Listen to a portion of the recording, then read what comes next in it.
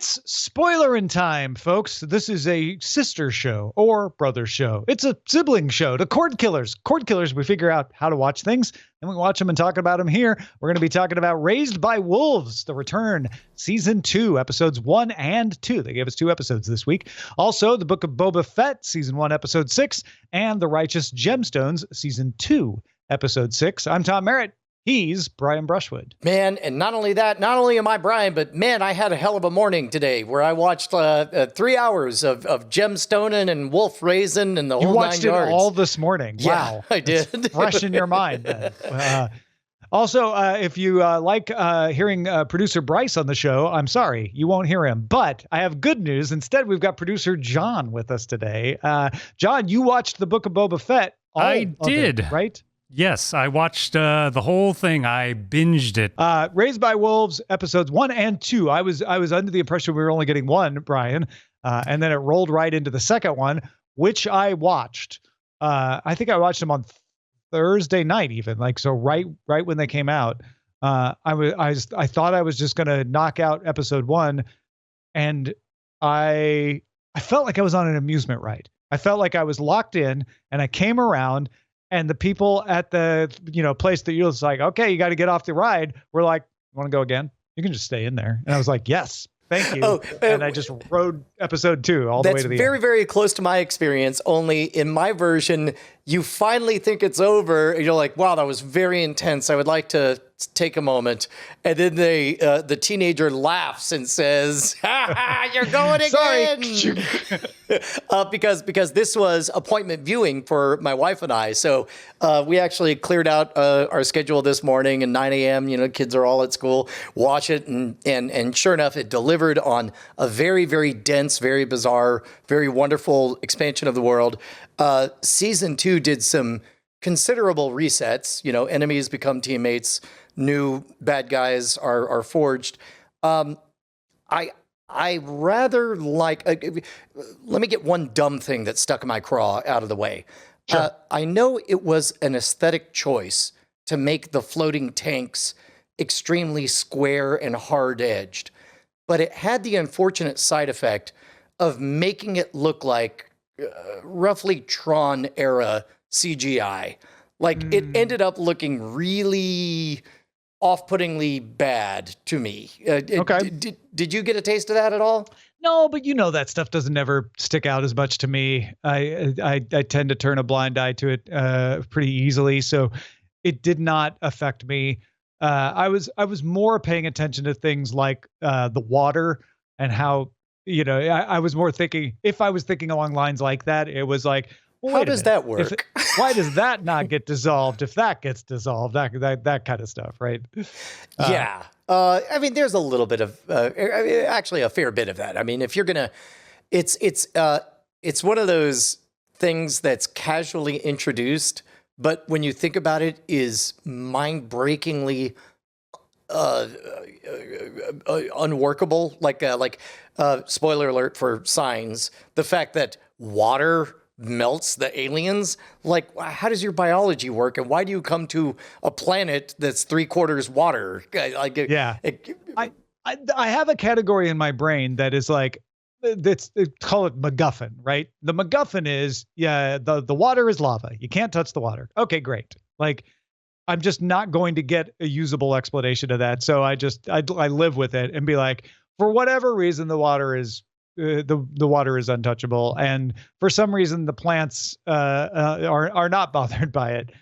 They gave a credible explanation of the fact that the water, the holes going through the planet are causing the acid to leach up into the water, and the water in the sky that rains down is not a problem.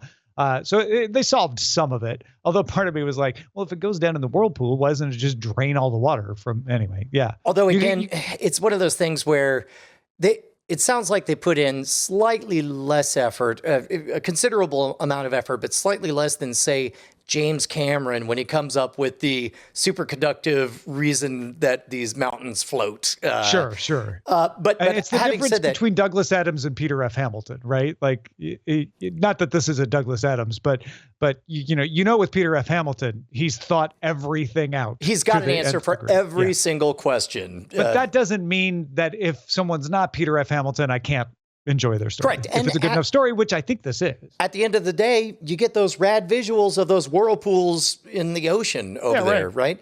And also, like, so this might be the exception to the binging thing in that it's been long enough since I saw season 1 that I'm kind of glad I don't entirely remember how it wrapped up. All I know is mother and father are back. They're accepted in this pod. We're now in a tropical place instead of a harsh environment. The real bad guy is the giant serpent in this Garden of Eden. Do we trust androids? I don't know. We'll find out. Also, the serpent in the Garden of Eden is a bit on the nose. Although in episode 2, they do kind of a clever twist on that, where they say, well, according to the holy texts, sometimes soul works through a serpent. So maybe that's soul's will. They've got their own twist on it. But I love the fact that they started a new story. Yes. They said, we're not going to waste the building blocks. There's the atheists. There's the Mithraists. That our main guy, Marcus, switched sides. That he and Sue had a falling out. And that mother and father are androids, and mother used to be a killer, but she's not anymore because she lost her eyeballs for now. That's all you need to know. You don't have to know any of the intricacies of the plot. We're not continuing a very closely crocheted plot. You just have the building blocks. We're going to start a new story on those same building blocks, and I'm compelled. I'm interested. We also got a couple of new characters with the reverse situation where there's a Mithraist under atheist imprisonment with an android daughter, and Marcus immediately recruits them to get them under his wing. You've got this great juxtaposition of the religious people are the freedom fighters and the atheists are the oppressors trying to force everyone to think like they are, which is the exact opposite of the way everything was presented last year, which kind of shows that kind of doesn't matter what your ideology is. It's what you do with it that counts. There is a really strong, kind of breath of fresh air sensation, both in the setup for the story, but also a justifiable reason that all the characters also are feeling this breath of fresh air because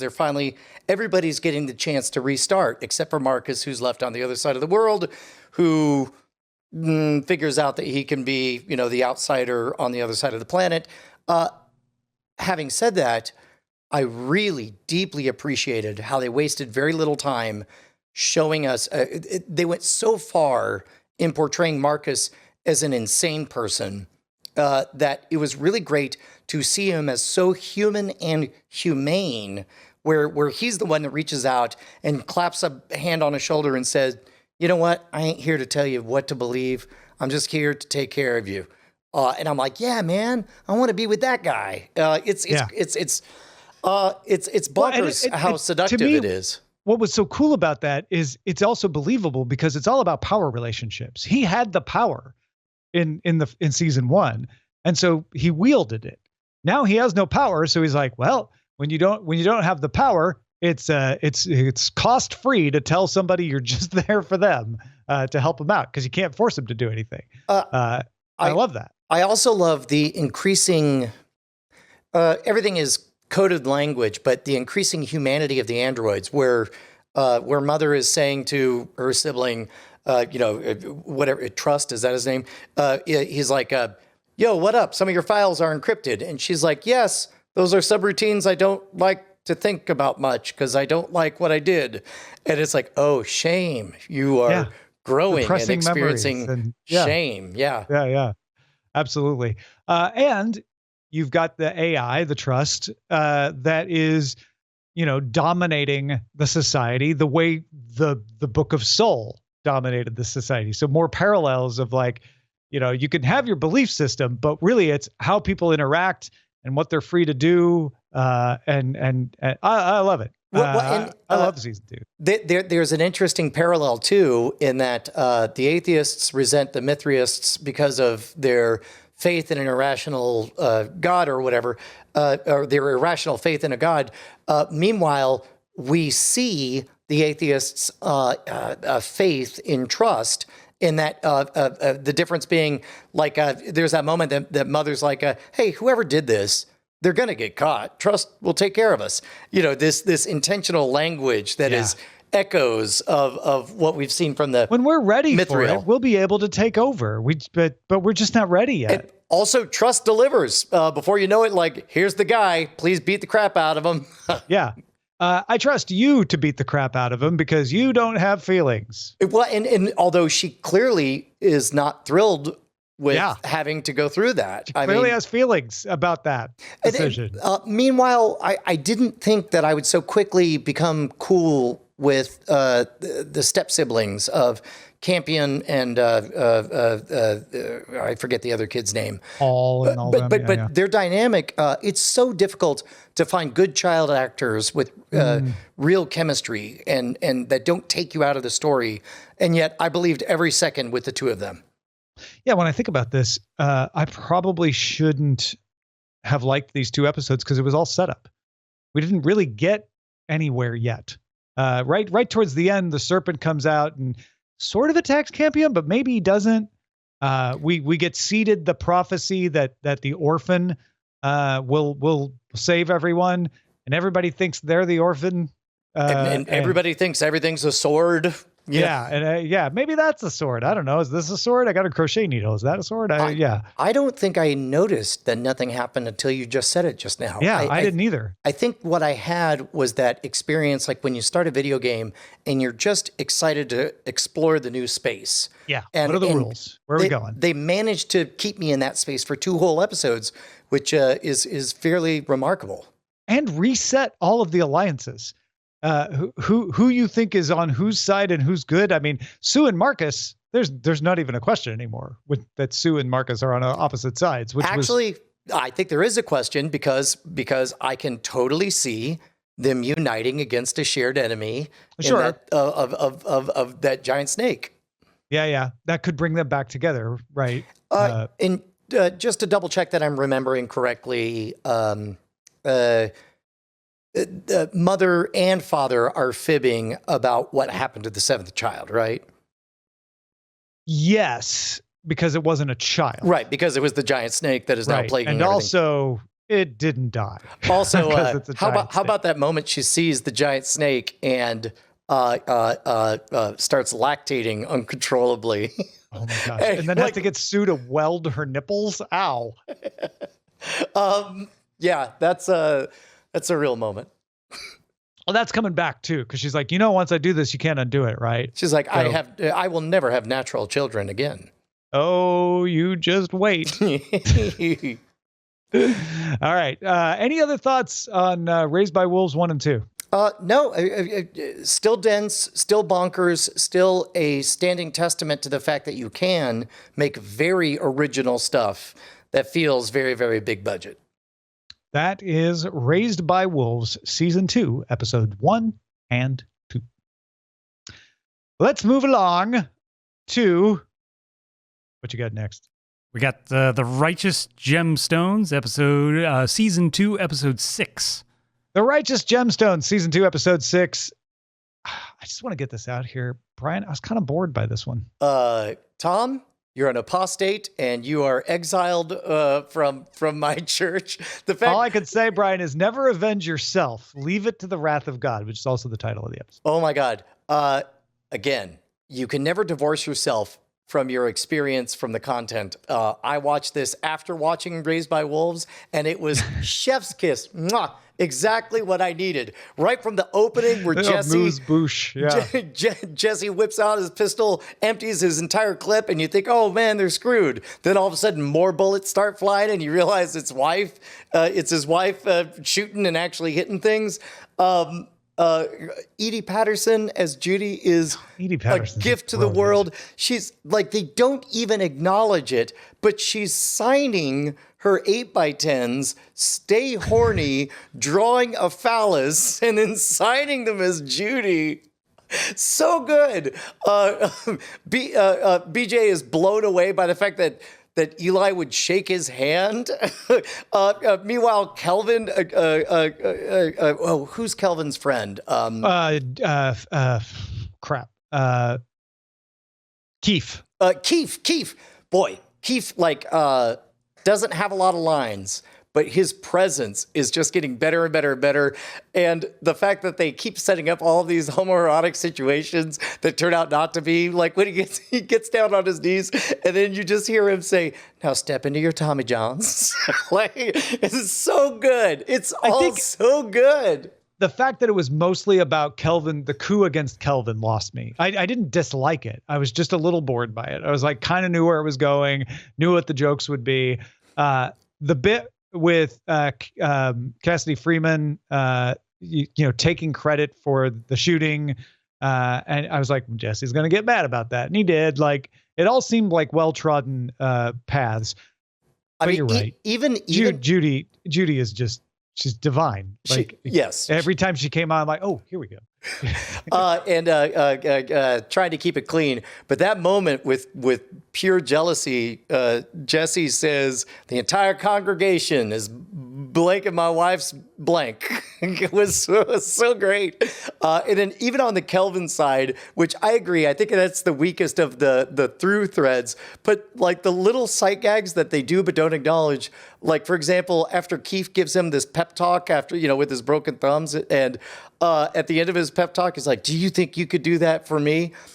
Just seeing from the bottom of the frame, the thumbs up bandaged hand, could just come right up, was perfect. And then when Eli goes to visit Kelvin and he's cleaning the floor, and it's only after he stands up that you realize they've duct taped 2 mops to his hand. And they don't oversell the bit. Oh, it's all too good. And the mere fact that the last thing we're bothering to talk about is the fact that Eli gets shot at the end of the episode. Yeah. So they confront Junior. Junior never denies that he shot at Jesse, but he also never confirms it. So there's to me, there's still dangling the possibility that Junior didn't send the motorcyclists, and he's just mad at Eli for another reason and therefore not wanting to be cooperative. Especially because we go straight from shooting at Junior to the ninja cyclists attacking Eli and shooting him through the window. He slumps over. We don't know. Is Eli Gemstone he's gonna live? Yeah, I was about to say. But we don't know. We don't know if Eli Gemstone's gonna live or not, Brian. Oh man, Tom, I tell you what, when I saw him get shot 2 times in the shoulder, and I saw him slow to a stop in a highly public and well-attended area, and I saw his head slump on the alarm-sounding horn, I thought to myself, well, who knows whether or not he survives. Just kidding. I didn't think any of that. Yeah, I think it's fair to say that he's out of action, right? He's obviously he got shot a couple times, go in the hospital, and we still don't know for sure, but Jesse thinks he knows for sure that, and so Jesse's going to come at Junior again, and that's going to be hilarious.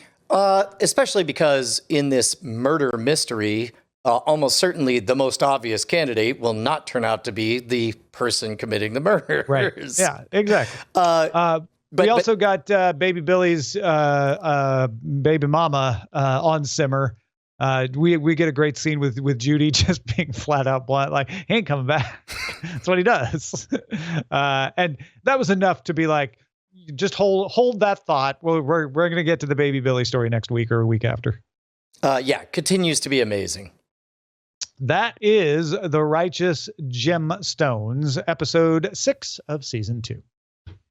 All right, let's talk the Book of Boba Fett, season 1, episode 6.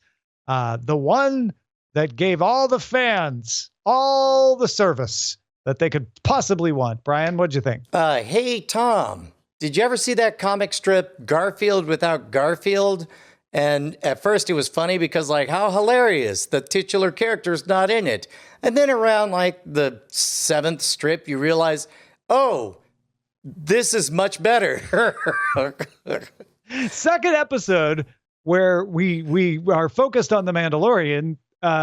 We do get Boba Fett as a side character at a bit later on, where the Mandalorian finally shows up on Tatooine and says, "Oh yeah, you want me to carry the plot? No problem, boss. I got this," and takes off again. But of course, the big thing that everybody was talking about was Luke Skywalker and Grogu on the planet where Luke is going to start the Jedi training center. We get Ahsoka Tano, Rosario Dawson's character shows up. They played a little tease with you of like, well, are you going to see him? Are you not? But of course, you see him a lot. And you begin the arguments of how good or not you thought the CGI was. I did think it was a little bit of a stiff story because of the constraints they were working in, but overall I was pleased. I don't know about you. Yeah, I liked it a lot. It's my second favorite episode of the entire series. Which maybe has a little something to do with the fact that that Timothy Oliphant shows up and gives us full. That was the first big fake out, right? Is they do the previously on leading you to be like, oh, I guess we are seeing Grogu, and then start with Timothy Oliphant with the Marshal. Yeah, and he kicks over the space cocaine and lets it all fly away. And for the record, you guys were previously talking about the Gemstone HBO show, and you were describing a non-death scene. And for a second, I was like, wait, is he talking about the Timothy Oliphant scene in this show in Boba Fett? Yeah. We also get where he gets kind of shot in a public place, and they're all immediately gathering like, oh no, is he dead? Are they really killing him? Wait, is this one of those after credits things that I missed? No. It's the end of the episode. No, I thought the end of the episode was him laying out the lightsaber and the chainmail. So you got to pick one. That is the end of the episode. That's the end of the episode. Wait. Oh, okay. All right. You just got bored. You got bored by Timothy Oliphant staring down somebody? Well, what happened was Cad Bane from Clone Wars, the blue guy, show back up, right? You saw that. Yes, I'm sure I did. But what's funny is when I went to show it to my family who did not watch it with me, I skipped through all of the Luke Skywalker parts because I did enjoy all of that. Especially, it was remarkable how quickly I stopped paying attention to the de-aging. Like it was good enough. Oh yeah. The evil alien guy. Yes. Cad Bane. I watched Clone Wars. I enjoy Cad Bane. I was excited to see him. I don't have a problem. People are upset with the shade of blue he is. I didn't have a problem with that. He's Clint Eastwood. He's alien Clint Eastwood, and I thought that came through. And he shoots Cobb Vanth, and he's dead. He's dead, John. We're not getting him back. Oh, okay. Well, we solved it. So that's interesting. I did not pick up on. I knew that scene was not of much interest to me, and I intentionally skipped it when I was showing it to the rest of the family. And now I understand why, is that it was fan service for Clone Wars people. And normally... It was also a little bit of Raylan Givens fan service because he gets to have a showdown, right? You know, of course. But that's one of those things that I like to think I'm normally better at sniffing out, but I totally missed it. I felt like we spent a lot of time building up the choice for Grogu in such a way that he can't choose the lightsaber permanently, right? Also, like, he has to choose the chainmail, or at least if he chooses the lightsaber, he's going to change his mind and take off, right? Because why would we spend that much time on that? Two nuggets. One, in the previous episode, because I watched that one twice, when he's talking to the armorer, she said, the Darksaber was forged by so-and-so who was both a Mandalorian and a Jedi. So we know it's possible to thread the needle. Then the next thing they say is, well, that's impossible to do both. It's like, you just told us that you could do both. Well, he's the exception that proves the rule, obviously, Brian. Separately, my kids have been having a hell of a time ever since Mandalorian Season 2 ended of dancing around saying, like, why is that a good ending? He's going to go to the place where they definitely canonically say all the students get murdered. That's bad. And so that whole choice at the end is like, maybe this is how he avoids being murdered at the bad Jedi Academy. Yeah, and there's all that like creepy cult manipulation going on. First of all, forcing an underage child to make a choice, a binary decision, and then Underage at the age of 50. Well, I mean, okay. And then like when the Mandalorian shows up, he's like, "Hey, I want to check on this kid." Like, do you? Is this for yourself or for the kid? Oh my God. Like, really? This is straight up cult behavior. And it's this cult, like, and it's like, no, I left a seemingly looking child with a religious zealot, and I'm worried because I rightfully should be worried. Look, you could just, from here, look over there. Doesn't he look fine? He's working really hard on his training. You know, he's an operating Jedi level 5 now. By visiting him, you'll only harm him. You'll harm his progress. Like, it's sick. It's twisted. Part of me wonders if maybe that's straight up intentional. Like, maybe that's exactly maybe it will come to light later that that's exactly what they're going for. Well, there's a lot. This is not the only episode nor the only Star Wars property that has been emphasizing that, you know, maybe that Jedi thing about attachments is not real good, is not a great idea. And there's a whole theory about gray Jedi and that maybe Rey is a gray Jedi. Ahsoka Tano never finished her training. She kind of lives in the world of being a Jedi, but not a Jedi. And she's important in this story. And maybe that's Grogu, you know, maybe he escapes the cult. And that was the real lesson that Luke had to learn, was that the attachments, you know, the cult-like behavior is not good. The real friends were the ones he cut off on his way. Yeah, to becoming real a friends Jedi. were the ones he stopped talking to and then deleted because they were their only disruptive personalities, preventing him from achieving ultimate bliss. But honestly, in Luke's defense, if all of your mentors are dead, you kind of just got to forge your own path, and you're liable to make mistakes. Yeah, also, you want to talk about a case of do as I say and not as I do. Didn't Yoda give him the same speech and say, hey, man, you're friends. Don't go running off and be all passionate about them. And he definitely did that. Now he's running a school? I don't believe you, Dad. You always turn into your parents. It's just sad. It's the way it always happens. So great episode of The Mandalorian. Okay. And we're headed to the finale next week. So I have two questions. One will be, what do we think is going to happen next week? But the other is, John, you binged the whole thing. I did. In the last 36 hours, I binged the whole thing. And now, real quick, you had watched all of The Mandalorian before? I watched all of Mandalorian, which I thought was okay. Like, meh, not bad, which for me is glowing praise on a property that could have gone very wrong very quickly. For the John scale. Yeah. Got it. So, meh, not bad. This one, there's an expression in the science community, like that's kind of a rebuttal to a bad hypothesis, which is you're not even wrong. And I would say with Boba Fett, it's like, it's not even bad, because that would be implying that it was trying to create some sort of narrative and tell a story, and it's just not. So it's not even bad. It's just like I think I had that moment during the greaser moped chase scene where I was like, I don't even know what this is. Like the 5 mile an hour chase scene. Yeah. And I was just giving myself over to, it's just gonna be something different than The Mandalorian. And then they responded with 2 good episodes of The Mandalorian. And I just imagine like they handed Favreau like a bunch of blank sheets of paper, and every 10th page said action beat. They're like, just fill in the rest. Yeah, you think that's the Lucasfilm? Yeah, because like even in this last episode, like the fights, nonsensical. It's like, I'm gonna challenge you for that sword. Why? Because I feel like it. Okay, I guess we got time for an action. Yeah, and it just felt like this the entire series, like just you know. Just going through the motions. And I think they could have had something interesting with the Boba Fett character. I think it could have been like a Jonathan Banks style character from Breaking Bad, like retiring, and he's trying to find his way in his own retirement community. But it's a little violent out here, but that's okay because he's an ex-cop and he's a little wiser and he's a little more forgiving.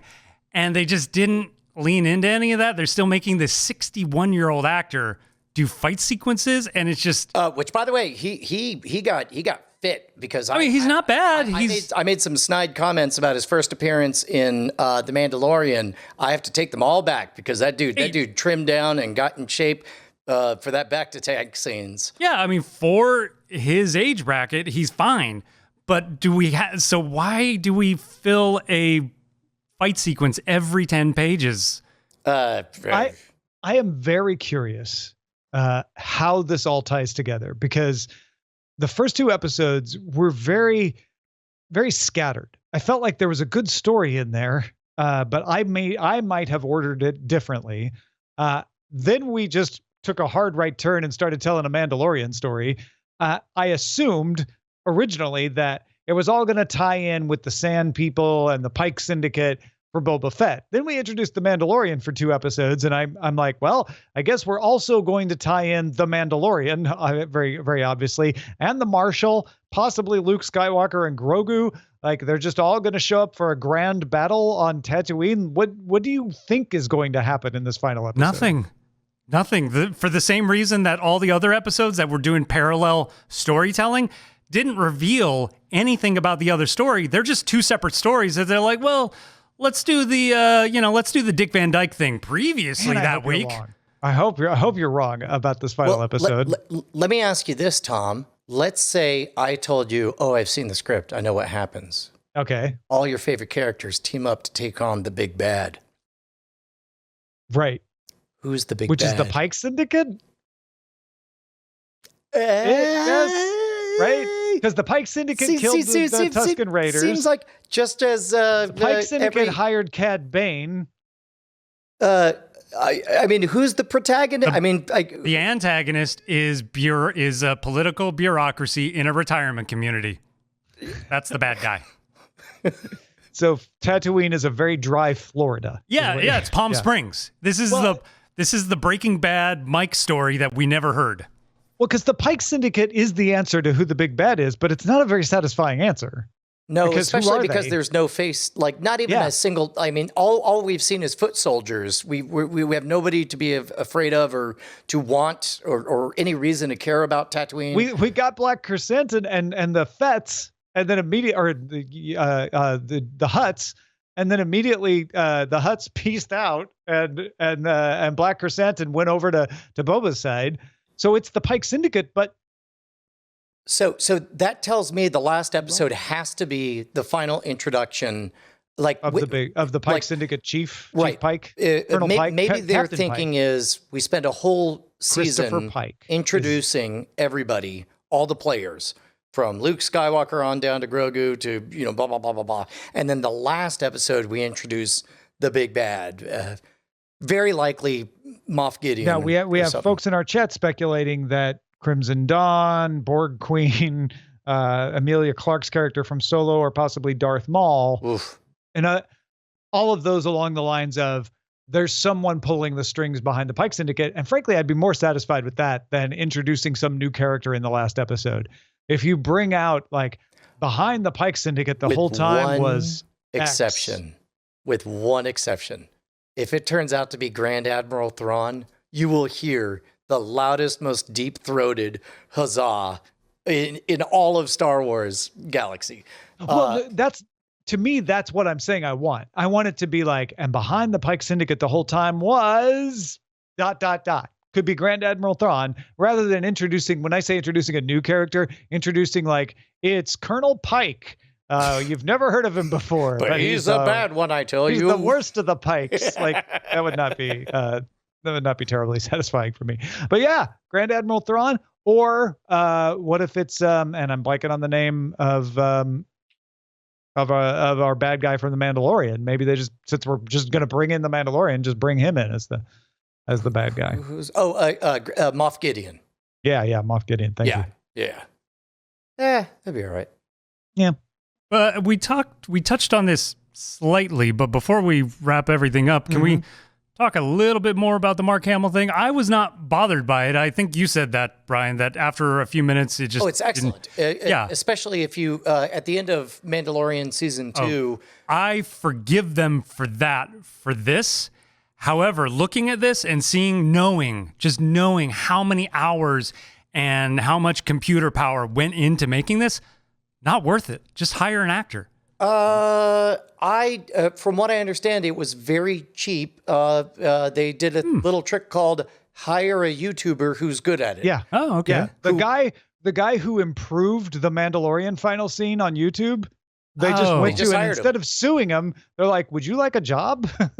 Well, then good on them. Okay, then it was worth it. As long as it didn't cost too much or cause somebody to spend like 3 weeks on every single cut. Because if it did, it was somebody who wanted to, because they did it for free once already. Right? That's true. Yeah. I was more put off by the audio, honestly, than the video. The audio caught me weird a couple of times. Again, not enough to ruin it or make me upset or anything. I kind of wish I didn't know who Mark Hamill and Star Wars was and watched this. Yeah. I find it a noble experiment either way. Yeah. I want them to keep trying because, again, absolutely. If anything, it makes me it tickles me to remember what I loved about the novels, the expanded universe novels. It felt like that. They didn't all land, but they tried some really bonkers stuff. And so this feels like it.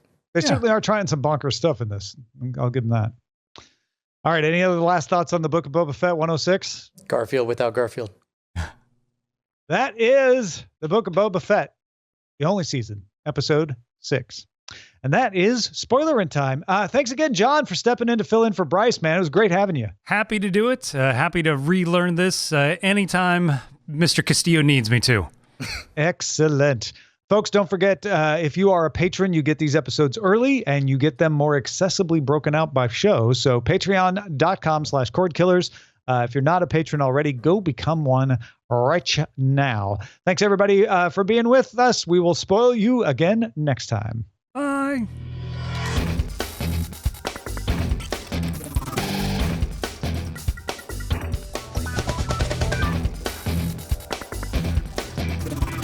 Diamond Club hopes you have enjoyed this program.